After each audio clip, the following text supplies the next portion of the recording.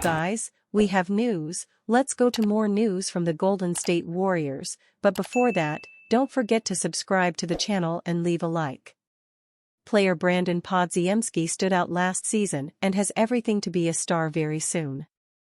But if the Warriors want to win now, their rivals always ask for Brandon Podziemski to make a change.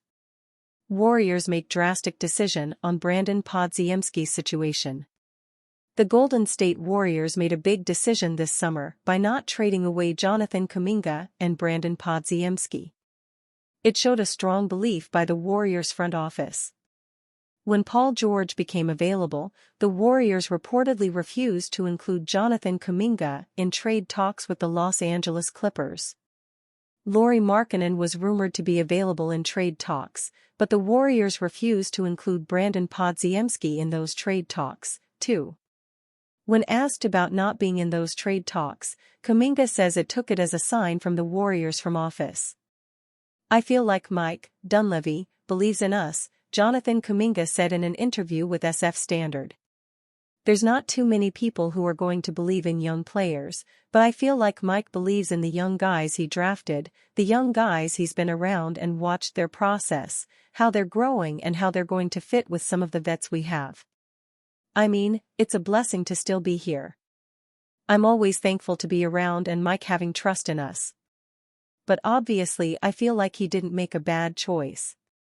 I see Brandon working, I see Moses, Moody, I see myself, I see Tracy, Jackson Davis, and I feel like the more we stick together, we have a great future."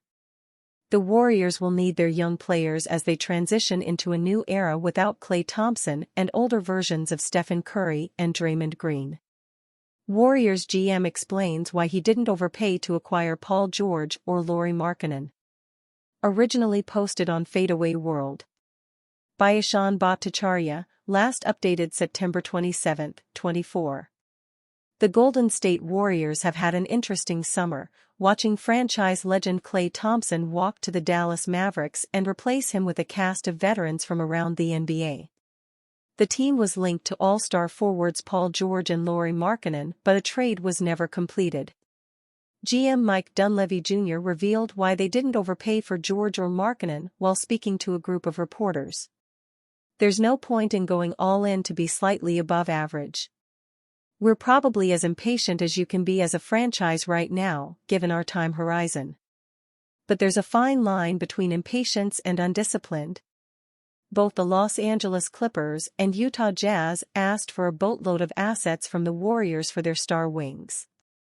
Knowing that the Warriors lost Klay Thompson likely forced these teams into asking for more than what the Warriors will be willing to pay, trying to maximize value from a franchise that's reeling after 2 rough seasons. The Warriors elected to use their cap relief to sign role players and not take big money salaries on in their first season outside the luxury tax in almost 10 years. Both George and Markkanen have long-term contracts with their current franchises now, so the Warriors will have to hope their current roster does well, otherwise, we might see them pivot to overpaying a different wing at some point this season. Will the Warriors regret passing on George and Markkanen? The Warriors need an injection of star talent next to 36-year-old Stephen Curry to be competitive in the West this season.